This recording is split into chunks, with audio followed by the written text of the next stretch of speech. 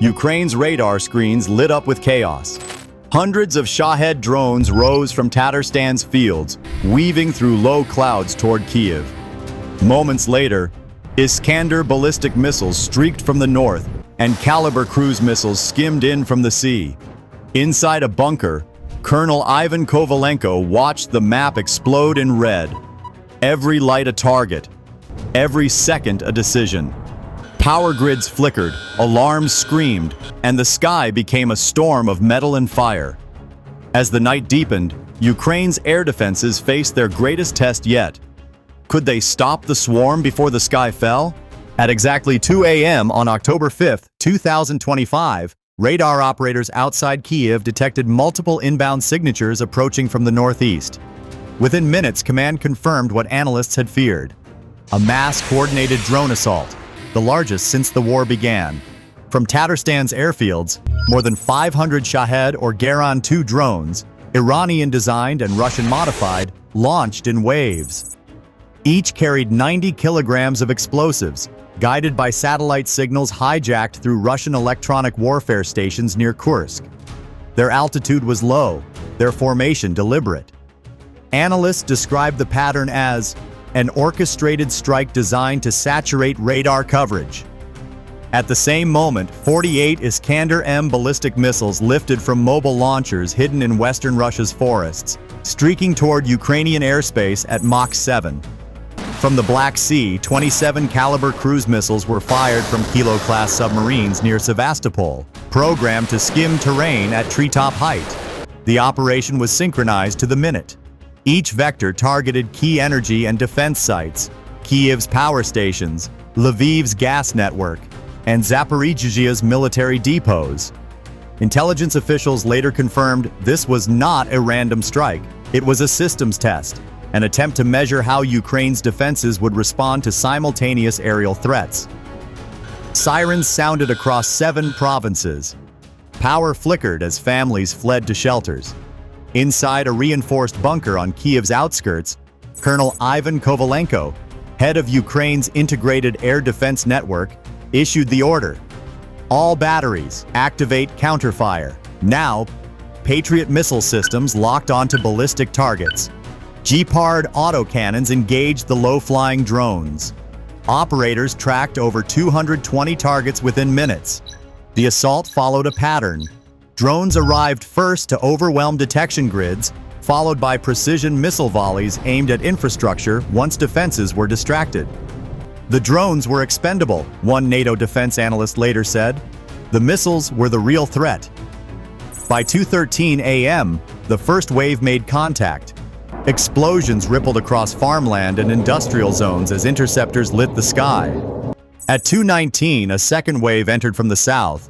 Kalibr missiles flying beneath radar coverage, their guidance tuned to exploit known blind spots.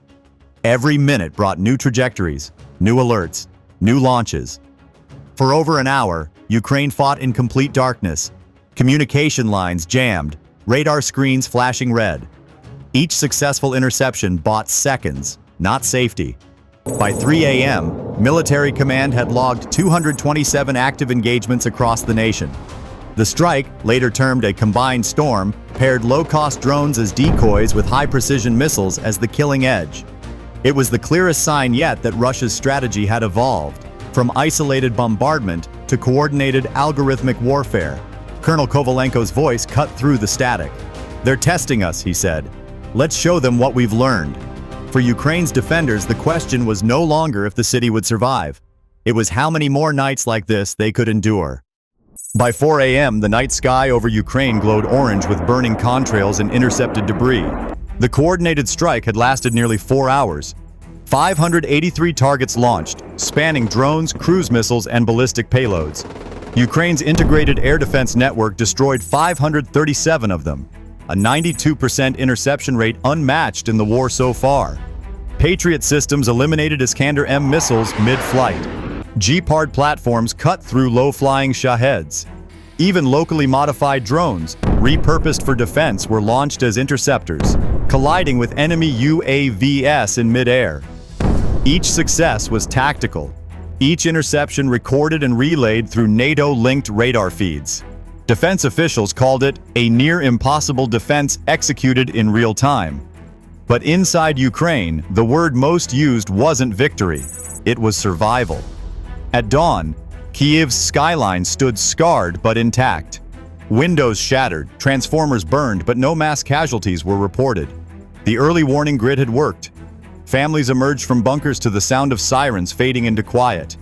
Power grids flickered, gas lines hissed under strain. For a nation that had faced annihilation overnight, survival itself was a strategic win. Inside the command bunker, Colonel Ivan Kovalenko sat amid smoke and static, eyes fixed on the radar wall. "We stopped them," he said, his voice calm, the exhaustion clear. "But this is only round one." His staff logged debris coordinates, marking every downed target for recovery. Within hours, forensic teams arrived in Zaporizhia, combing fields where fragments of Shaheds had fallen. What they found would redefine the war.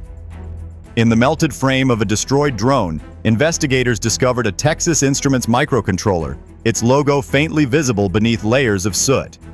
Engineers traced similar components in multiple wrecks: American-made circuits, German sensors, South Korean servomotors, Japanese optoisolators.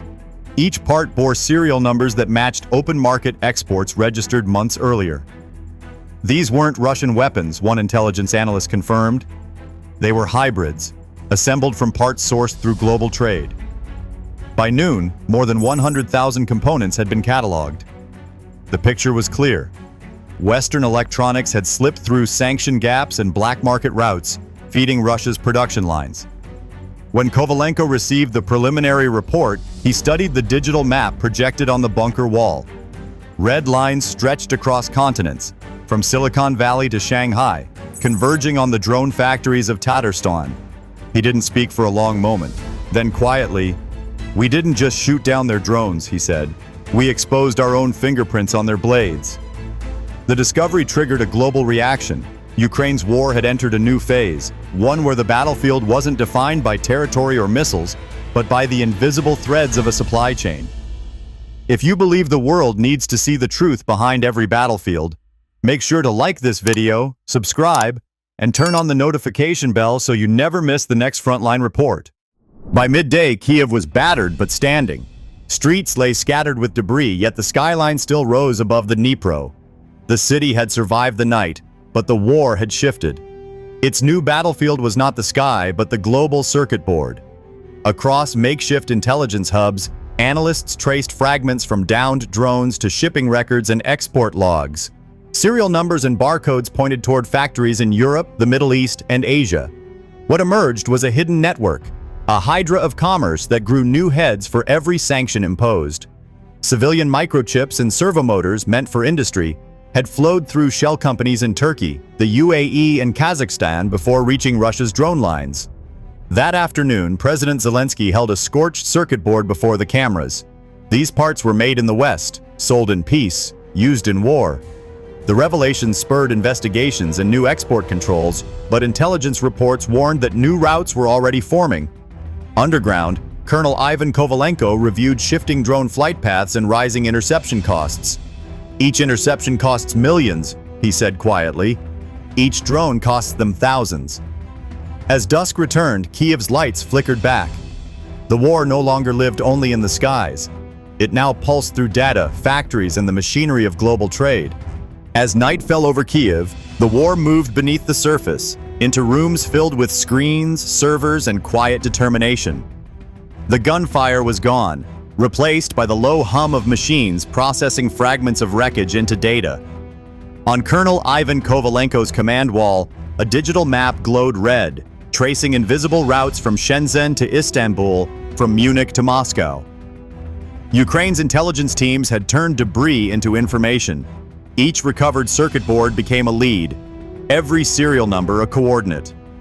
Within weeks, thousands of parts from destroyed drones were logged in a NATO-linked database, mapping the hidden arteries of Russia's supply chain. One officer called it turning wreckage into insight. By late October, the investigation revealed hundreds of civilian tech firms whose components had ended up in Russian production lines. Some denied involvement, others blamed intermediaries and false paperwork. Yet customs records and export manifests told another story, one of global networks, loopholes, and quiet complicity. When President Zelensky addressed the United Nations, he spoke not of missiles, but of accountability. Holding a fragment of scorched circuitry, he said, "War today is built in factories far from the front. Silence is complicity. Transparency is our weapon." The words rippled outward. Investigations opened, accounts were frozen. Trade routes once hidden were tracked by satellites and data analytics. It became known as the first digital counteroffensive. But victory was elusive. As old networks closed, new ones appeared. Factories changed names. Documents shifted overnight. The Hydra grew new heads. Kovalenko studied the red web on his screen. Some lines fading, others returning. "This isn't victory," he told his deputy. "It's pressure. Enough to make them move, reveal, adapt, and that's how we learn." Outside, Kyiv was dim but breathing. The battlefield was no longer trenches and missiles, but servers, sanctions, and code.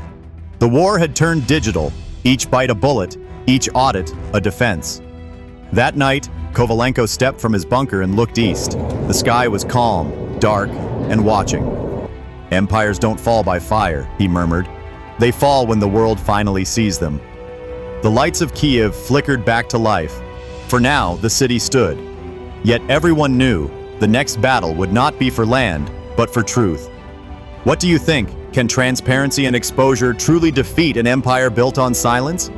Or will the war simply evolve into new, unseen forms? Tell us your thoughts in the comments below.